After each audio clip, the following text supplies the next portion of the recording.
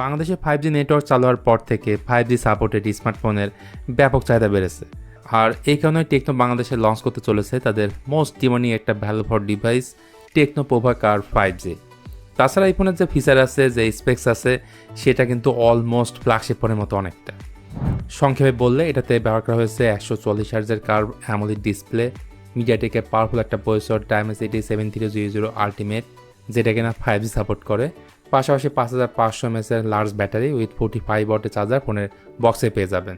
এবং সবশেষে একটা কথা বলবো, ডিজাইনে যদি আপনি অনেক বেশি সিরিয়াস হয়ে থাকেন, ভিডিওটা একদমই মিস করবেন না, কারণ আজকের ভিডিওটা একটু অন্যরকম হতে যাচ্ছে।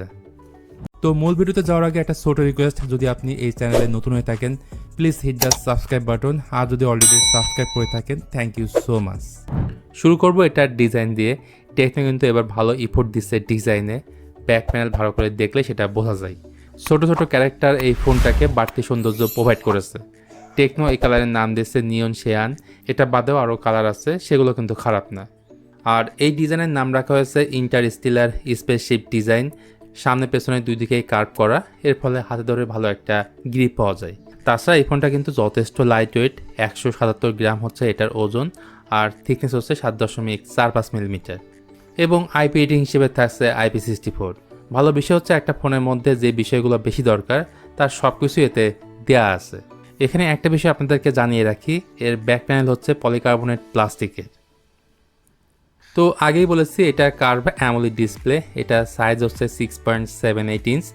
অবশ্যই 144 হার্জ রিফ্রেশ রেট সাপোর্ট করে, যদিও সব অ্যাপের ক্ষেত্রে না, কিছু কিছু অ্যাপের ক্ষেত্রে 144 হার্জ পর্যন্ত যেতে পারে। 89.7% হচ্ছে এর screen to body ratio, so হালকা পাতলা সিন দেখতে পাচ্ছেন। 1300 নিটস পিক ব্রাইটনেস দেওয়া হয়েছে, আর HBM হচ্ছে 900 নিটস। সেই সাথে গোরিলা গ্লাস 7 এর প্রোটেকশন আছে। ইউটিউবে আপনি 4K HDR ভিডিও প্লে করতে পারবেন, যদিও সেই ক্ষেত্রে ল্যাগ বা মাঝে মধ্যে বেঁধে যায়। আর নেটফ্লিক্সে HDR ভিডিও এতে প্লে করা যায় না, পাশাপাশি ভিডিও দেখার সময় ইমার্সিভ একটা এক্সপিরিয়েন্স পাওয়া যায় ডলবি অ্যাটমস সাউন্ড সিস্টেমের কারণে। চলুন এবার কথা বলি পারফরমেন্স নিয়ে।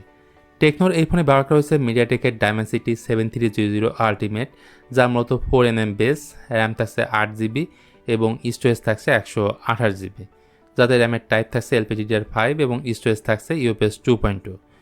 প্রায় 7 লাখের আশেপাশে থাকছে আন্তর্জাতিক স্কোর, এবং ডে টু ডে লাইফে যে কোনো মাল্টিটাস্কিং সহ অ্যাপ ওপেন ক্লোজ অনেক ফাস্ট হয়।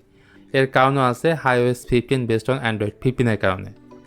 সাথে 1 বছরের OS আপডেট এবং 2 বছরের সিকিউরিটি আপডেট পাওয়া যাবে।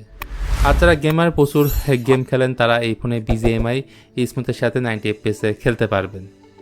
ভালো বিষয় হচ্ছে টেকনোর এই ফোনে ডেডিকেটেডভাবে টেকনো AI নামে একটা অপশন পাবেন, যার মধ্যেই থাকছে দরকারি ফিচারগুলো।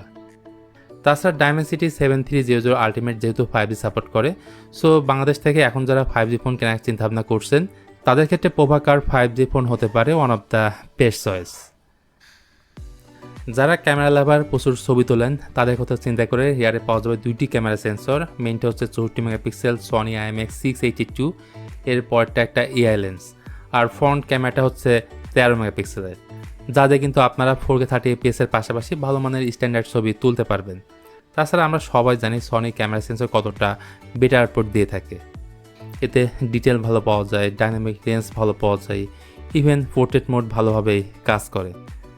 সবশেষে এই ফোনে 5500 mAh ব্যাটারি উইথ 45 ওয়াটের ফাস্ট চার্জিং সাপোর্ট আপনাকে বাড়তে সুবিধা দেবে।